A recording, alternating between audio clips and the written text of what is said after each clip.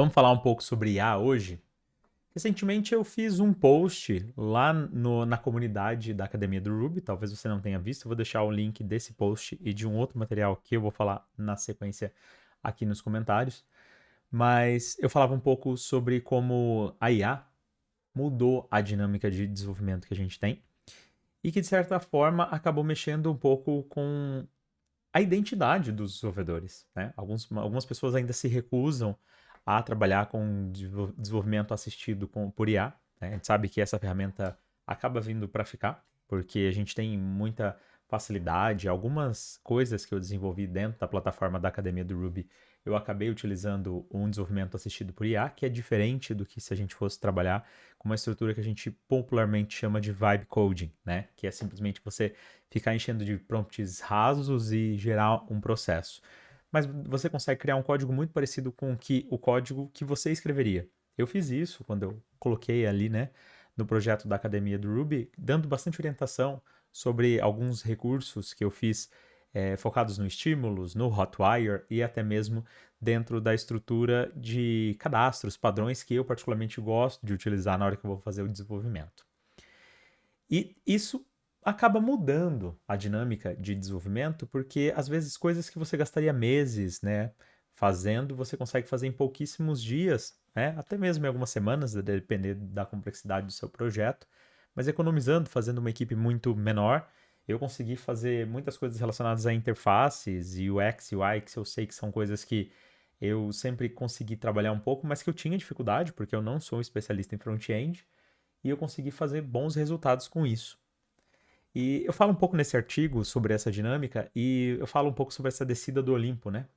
Que de certa forma vem um pouco desses desenvolvedores que tentam, por um lado, evitar o uso a todo custo, dizer que isso é uma fase, é um hype, é uma coisa que vai passar, mas não é por este caminho que eu acho que as coisas vão.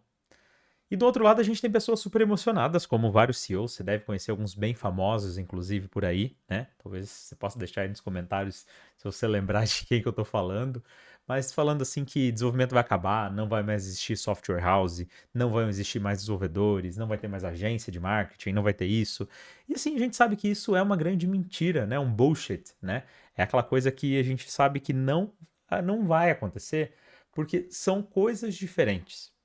Da mesma forma que a gente tem recursos que é muito comum você ver assim de popularização. Vamos pensar, fazendo uma analogia aqui, Netflix, né? Você tinha aquela barreira de ter que ir alugar o filme ou assistir no cinema.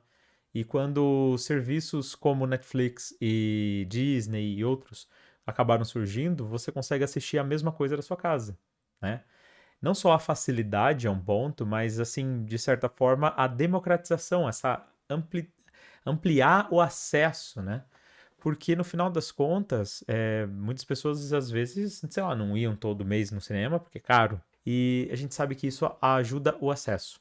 E a IA, pelo fato dela ter esse processo em escala, que muitas pessoas às vezes criticam, como a banalização do desenvolvimento, a banalização do design, nossa, acho que a IA está roubando empregos, etc. A gente sabe que por esse outro lado ela acaba democratizando, facilitando o acesso.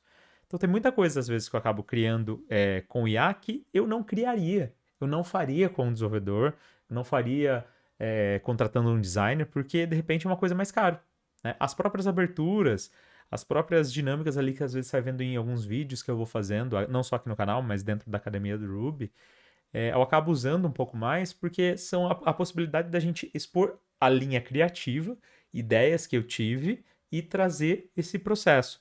Não é um conteúdo genérico, é uma ferramenta. Então eu não deixo com que a IA tome todas as decisões por mim. Muito pelo contrário, eu vou usando isso como uma forma de melhorar o resultado, de pensar melhor sobre uma ferramenta.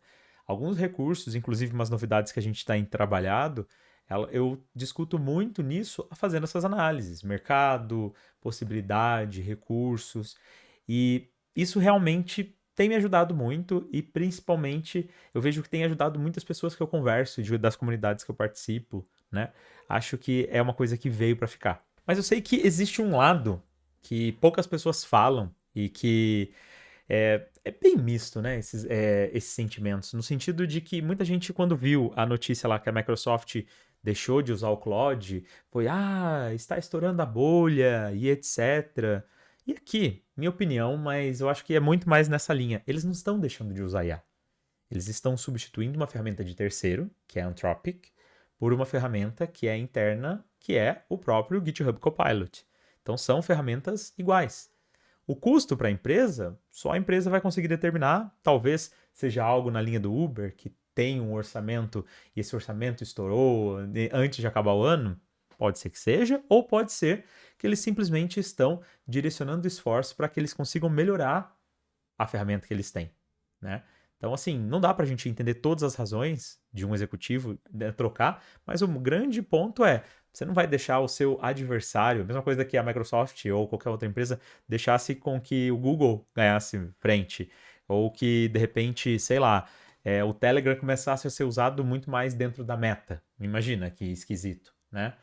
Então, eu acho que é um pouco nessa linha. E então, assim, não tem muitos motivos para as pessoas que são os hypes, né? Não, vai passar, vai passar, vai passar. E todo hype, por mais que exista, a gente não é o primeiro hype que existe na história. Já existiram outros. Se a gente for analisar a combinação de mercado versus hype, a gente está falando, por exemplo, do início da internet. Então, se a gente falasse que aquilo era um hype na época, e era, porque existia venda de papel higiênico, site para fazer coisas específicas, tipo levar seu cachorro para passear, né? Coisas que hoje em dia talvez seriam absurdas, que ninguém faria um site, um projeto para isso só. Mas que na época, devido a vários contextos, isso acabava acontecendo. Só que quando isso acabou, a bolha estourou, né, aconteceu tudo o que aconteceu, perceba, a internet não deixou de existir. A Amazon continuou existindo, diversos sites continuaram existindo, os aplicativos que você usa no seu celular, bancos digitais, tudo isso são derivações daquele processo. Então a gente não voltou, a gente não teve um retrocesso tecnológico. Houve uma momentânea parada, uma diminuição para reajustar o curso, entender qual seria a melhor forma de usar, e eu acho que é um pouco nessa linha. É um processo que as pessoas vão testar, entender aquilo que funciona e vão mudar. Então, assim, nem tudo vai ser. Mas não tem como a gente dizer, com o processo de desenvolvimento, que nunca mais iremos usar. Que é o que muita gente tenta dizer, que é o que muita gente prefere acreditar, porque voltando lá para o início, né, do que eu tinha falado, essa questão muito assim da identificação gera um incômodo, que você imagina, eu digo isso por mim, às vezes eu passei vários anos da minha carreira decorando comandos Unix, aprendendo a abrir o Vim, que algumas pessoas não sabem fazer, mas que é uma coisa que acaba sendo complexa, porque você tem que apertar o comando certo para fechar e abrir, se você não fizer, só quem sofreu sabe, você nunca mais sai daquilo.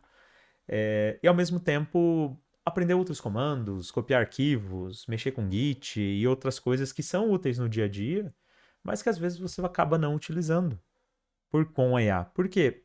Você faz os comandos, você pede o que você quer e ela acaba realizando. Você faz um prompt bem elaborado, não é um vibe coding, não é uma coisa que você faz com que ela tente adivinhar a sua intenção. Não, você descreve. Só que esse tipo de habilidade, em pouquíssimos segundos você consegue equiparar um desenvolvedor que tem uma pouca experiência com um desenvolvedor que tem muita experiência. Então a gente tem vivido uma revolução no sentido de que aquele conhecimento que às vezes era restrito a poucos, segurança, conhecimento de UX, UI, interfaces, conhecimentos de otimização, que você precisaria às vezes ler dezenas de livros, fazer uma pós e etc., você consegue ter acesso a isso. Ter acesso não quer dizer que a solução seja boa. A gente sabe que algumas artes, que é a melhor analogia que a gente tem aí para design, né? Às vezes você vê artes de Facebook, artes às vezes de uma pizzaria local, que obviamente é uma arte feia. Só que o principal objetivo para aquilo, às vezes, para o dono que está fazendo, é conseguir as vendas dele. Se ele conseguiu, para esse tipo de pessoa que estava querendo o objetivo, ótimo. E aí isso se conecta àquela questão que eu falei para você do CEO. Apesar de existir essa emoção desse processo todo, o grande atrito que sempre existiu, que eu vejo assim, das pessoas que eu conheço, das empresas que eu trabalhei, é sempre essa questão negócios, vendas, assim, de modo geral, atendimento, versus TI, porque a gente tende, obviamente, a tentar criar uma coisa que tem uma primazia técnica. Uma coisa que você vai tentar trabalhar uma solução que ela seja o mais completa possível para que ela seja escalável, seja funcional. E aí, às vezes, a gente pode, né, errar o caminho e ter devaneios do gênero. Eu vou criar 200 mil microserviços aqui, porque pode ser que um dia essa aplicação que eu estou fazendo, que eu vou usar só internamente na minha empresa, tenha 10 mil usuários ao mesmo tempo. E aí, esse tipo de coisa complica o desenvolvimento. Porque a gente gosta de criar alguma coisa que nos desafie. E aí é justamente isso, né? Porque quando você olha IA, às vezes nem sempre você se sente desafiado. Por outro lado, quando a gente olha o pessoal que trabalha com essa questão de marketing, atendimento, vendas, às vezes ele precisa de uma ação, de um post, de um processo para aquele momento. E a IA consegue suprir isso. Porque o que isso era antes? Era pressão para o desenvolvedor fazer uma página que alguém pensou e que precisa estar pronto hoje à tarde. E aí é natural que alguém olhe para isso e fale, poxa, se conseguir fazer sozinho, não preciso mais de desenvolvedor.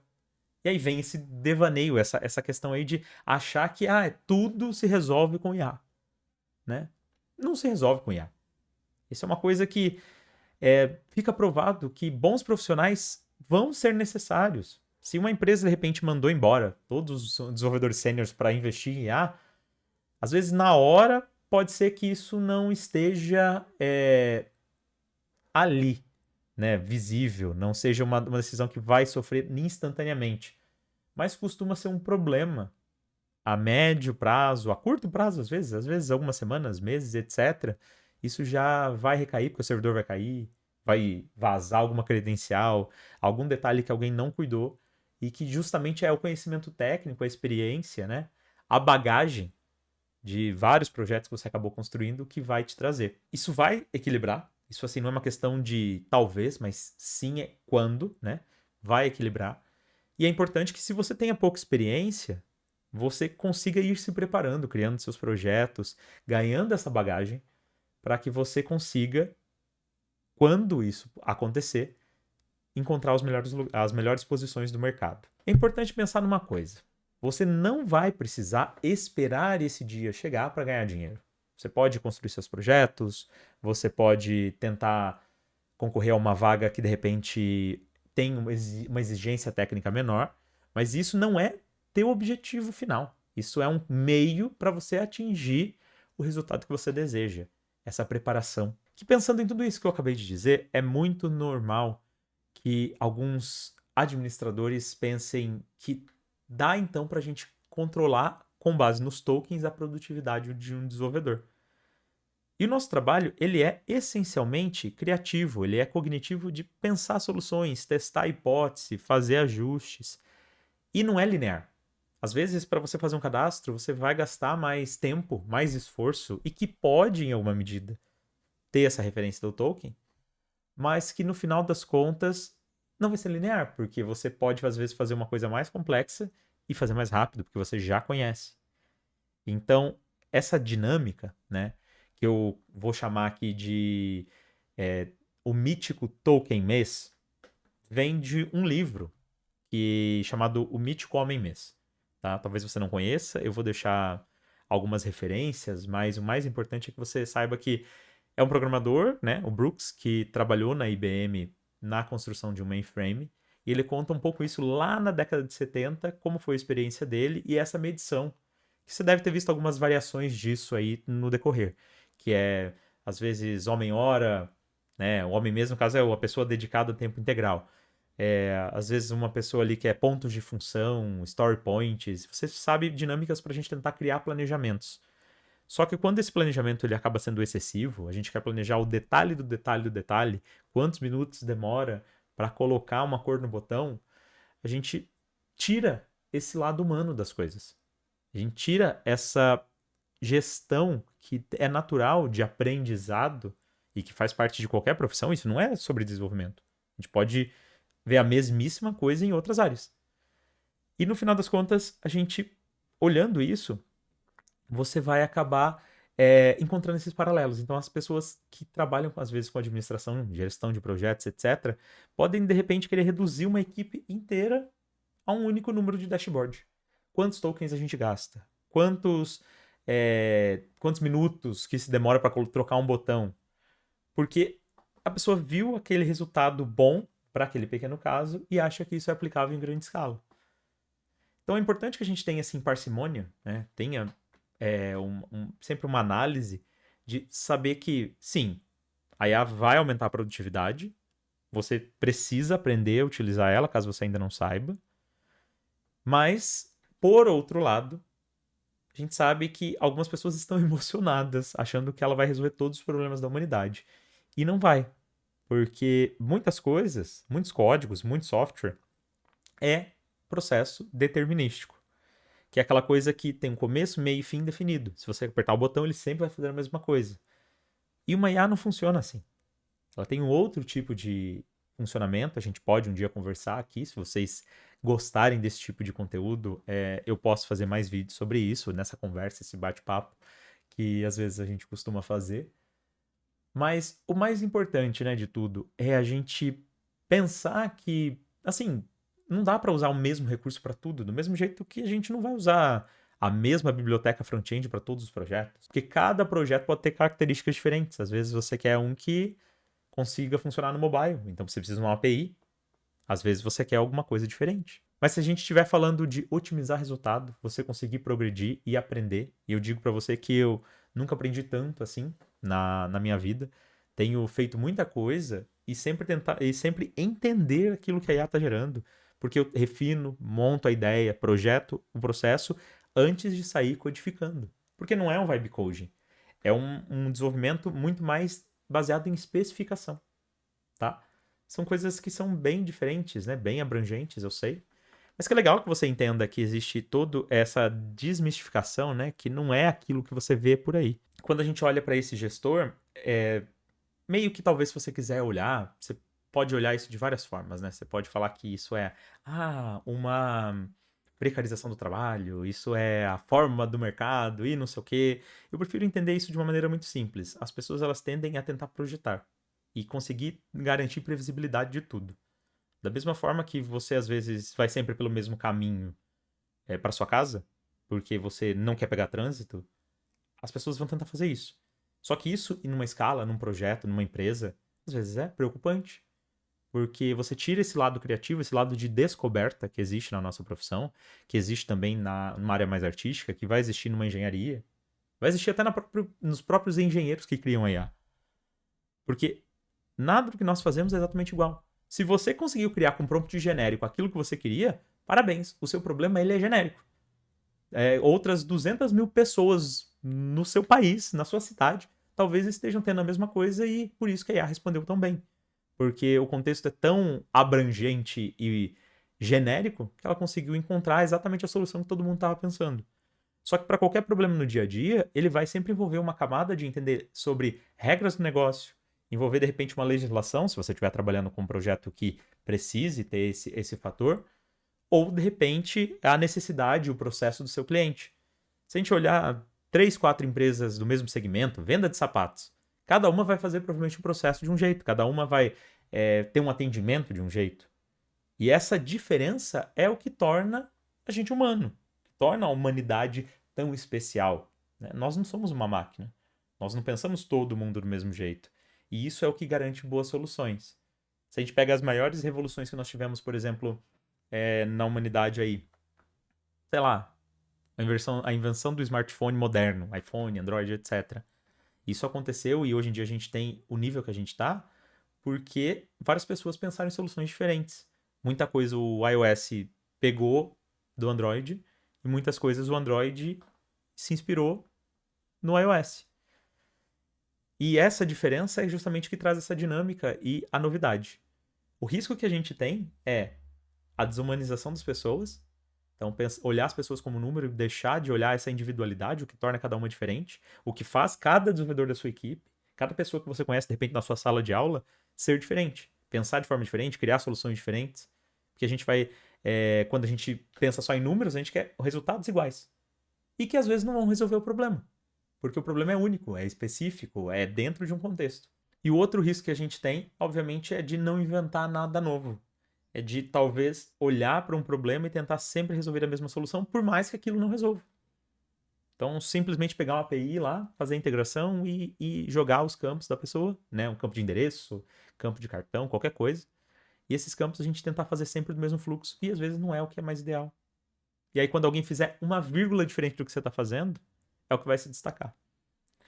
Então, eu falei um pouco nesse outro artigo, que é um pouco dessa dinâmica e dessa ambição que as pessoas têm, parte por desconhecimento e parte por essa necessidade de controle, ela está muito relacionada a isso, né? E pensa, para uma pessoa que não é nem de tecnologia vir e falar isso, que é o caso, por exemplo, do Papa, que talvez você não saiba, mas ele escreveu uma encíclica, né, que foca especificamente nisso. Ele fala justamente desse processo de desumanização, dessa questão de colocar limites, mas numa linha de que o grande problema que a gente está enfrentando é essa desumanização. Então, é muito natural que você talvez esteja vendo, ou vá ver daqui a algum tempo, empresas jogarem a responsabilidade da IA não funcionar porque o desenvolvedor não soube usar tokens corretamente. Ah, porque se usar os tokens melhor, a gente consegue atingir exatamente a mesma coisa com menos tokens, com menos recursos, com menos dinheiro dentro de IA. E isso é perigoso, porque qual que é o limite da otimização? É a mesma coisa quando a gente vai fazer uma otimização de uma query. Você pretende gastar, às vezes, meses, semanas dentro disso? Tentando fazer esses ajustes, qual que é o benefício real que você vai ter? Será que às vezes você só não está tentando escrever um prompt melhor para você provar que você consegue? Seria um pouco isso, né? Mas independente de qualquer coisa, a gente sabe que isso veio para ficar. A gente precisa entender como trabalhar com o desenvolvimento agêntico, né? Que é essa capacidade de você ir alternando entre você criar o código, passar algumas instruções, passar os agentes e criar múltiplos agentes, se for necessário, para que você consiga desenvolver uma coisa que é complexa em menos tempo, para que você possa se dedicar às coisas que são mais importantes. Uma coisa que eu não disse antes aqui nesse vídeo, mas que tá meio implícita e eu vou dizer claramente. Um trabalho de um desenvolvedor não é só escrever código. Ele precisa, é necessário que ele pense na solução técnica, quais informações, onde salvar, quais problemas isso pode gerar. Se a gente fizer tudo dentro de uma tabela, será que às vezes é melhor para uma consulta?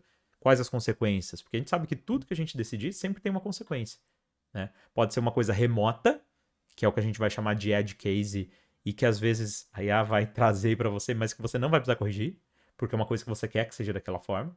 Então você não precisa aceitar tudo que está ali. Mas ao mesmo tempo, você vai precisar pensar em solução, em como de repente refinar algum detalhe que está meio dúbio, né? Às vezes o cliente vai passar para você, eu quero que você gere um relatório. Aí você vai perguntar, tá, mas que relatório? Quais informações? Quais colunas? Quais dados? O que você quer analisar com ele? São informações importantes que às vezes não vêm. Como que um prompt para IA vai fazer isso?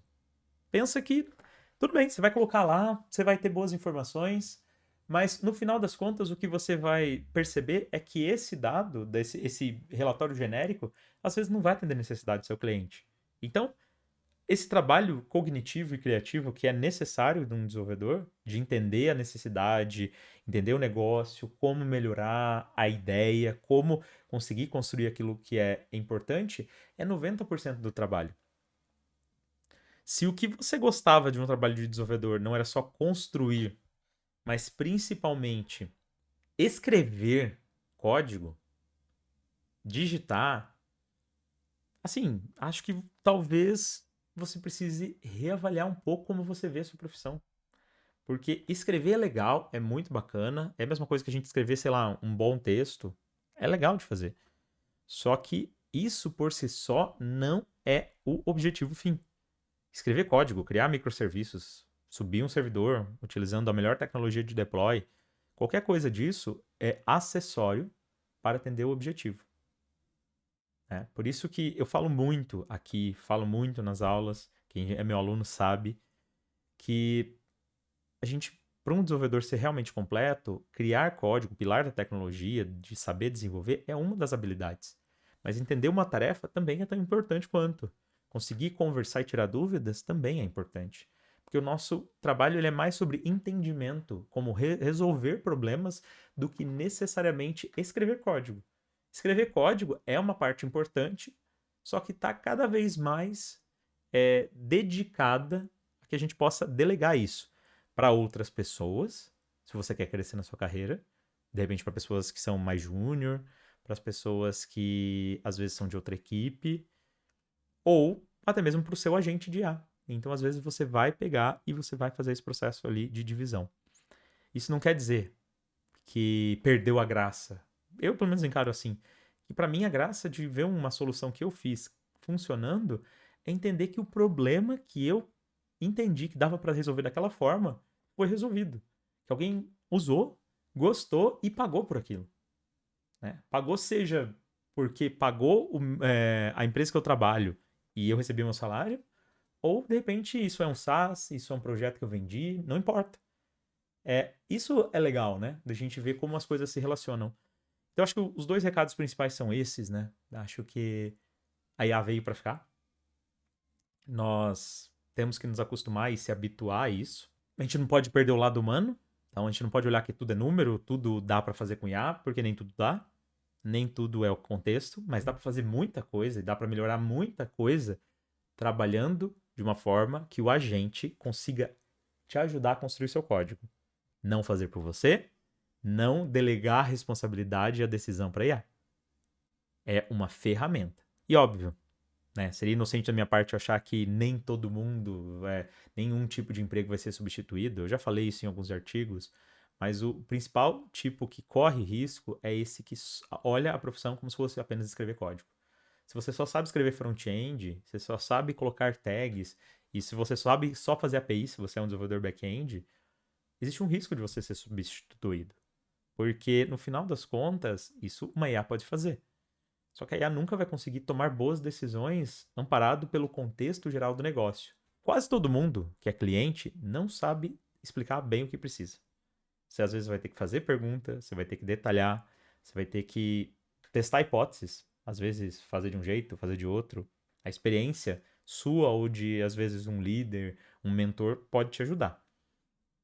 E é um pouco disso que você vai fazer para você garantir esse processo. O meu papel, né, sou desenvolvedor há mais de 14 anos, é de ajudar as pessoas. Sou tech lead, né, já trabalhei em vários projetos de vários tipos. Se você talvez não saiba, depois a gente pode falar um pouquinho mais sobre isso em outro vídeo, que não é o contexto aqui. Mas eu sempre ajudo as pessoas a aprenderem mais sobre o projeto, a aprender essas habilidades que eu acabei de mencionar. E o meu papel relacionado a IA vai ser, no caso da Academia do Ruby, a abrir uma vertente, o que a gente vai chamar de vertical, que é um canal, tá? Não é um canal do YouTube, é um canal dentro da comunidade da Academia do Ruby, onde nós vamos falar sobre IA. Vão ter conteúdos gratuitos, vão ter conteúdos que são pagos, como o caso do curso que a gente vai lançar, que é o Cloud Code para Devs Rails. Se você não usou ainda Cloud Code, usou outros e às vezes acha que os resultados são ruins, às vezes está faltando um pouco de contexto e configuração. E é um pouco disso que eu quero ajudar. Eu quero falar mais sobre isso aqui, mas eu preciso entender se você acha que faz sentido. Então, deixa seu like, um comentário, compartilha com aquele seu grupo de amigos que queira saber mais sobre isso, porque o meu papel vai ser ajudar você a passar por esse maremoto, por essa turbulência que o mercado está tendo, até que as coisas se normalizem, não como eram em 2015, 2019, mas se normalizem no sentido de o novo normal. Como isso vai ser daqui em diante? A gente já tem fortes indícios. Um desenvolvimento sempre compartilhado com uma IA, um processo onde você tem um review automático, porque eu trabalho sozinho, por exemplo, no projeto da Academia do Ruby, e existe muita revisão que o Codex faz para mim. Então eu coloco o Codex para poder fazer essa revisão e eu desenvolvo utilizando o Cloud Code. Então, com o modelo, por exemplo, como o Opus, etc., eu faço as coisas mais complexas e uso algumas outras coisas para fazer as outras. E o mercado vai muito nessa linha. Às vezes vão ter um pouco dos lunáticos, as pessoas emocionadas, igual eu mencionei, que vão tentar reduzir todo mundo a uma planilha. Mas, no final das contas, as coisas vão se normalizar e quem tiver pronto vai ganhar mais dinheiro do que todo mundo. Porque muita gente que vibe codou SaaS está precisando de desenvolvedor real para resolver o problema. Muitas pessoas que tomaram essa decisão de trocar, às vezes, pessoas que eram júnior por pessoas com IA, você vai perceber que acabaram, no final das contas, contratando júnior de volta. É necessário para que a gente tenha uma evolução da profissão. Isso vale para qualquer área. Você precisa desses níveis de carreira. Você precisa de pessoas que são júnior, pleno e sênior para que o conhecimento vá sendo passado E conforme essas pessoas vão se aposentando, vão ganhando na loteria ou qualquer coisa do gênero, existe a oportunidade de outras pessoas substituírem, tá? Isso é natural. Nenhuma profissão que sobreviveu ao tempo faz isso. Então, você já conseguiu detectar aqui alguns riscos. Essa questão da redução. Então, quem estiver se preparando, né, e aguentar firme e conseguir faturar enquanto isso, vai conseguir boas colocações no mercado. Seja porque você, de repente, já construiu sua ideia e você vai conseguir faturar com ela, ou porque, de repente, você vai conseguir uma boa profissão ali, né? Uma boa vaga em alguma empresa que você tem olhado. Seja nas Big Techs, ou seja, às vezes, em alguma empresa que você já olhou aqui no Brasil. Então, isso já responde a alguma dúvida que é muito recorrente a vocês, né? Que é, então a IA vai roubar todos os empregos, eu não tô vendo mais vagas. Calma, sim, existem vagas. A própria Anthropic, a própria OpenAI contrata pessoas de níveis que às vezes não precisam de experiência, mas estágio não é a mesma coisa que desenvolvimento júnior. Você vai precisar mais do que nunca ser protagonista do seu conhecimento. Procurar mais coisas, estudar mais coisa, praticar mais coisa, e isso vai obviamente exigir um método. Se você gostar de tudo isso, claro, você pode fazer parte lá da Academia do Ruby, a gente tem conteúdos gratuitos, e você pode ser um membro também. Mas eu queria falar sobre isso, contar um pouco para vocês do curso que a gente vai abrir.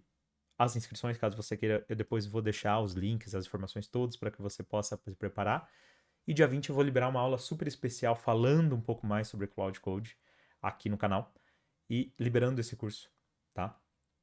E no final das contas, quem já é aluno vai ter acesso, mas a gente vai abrir para que você possa, mesmo que você não queira fazer parte da Academia do Ruby, contratar esse curso, comprar essa informação, né?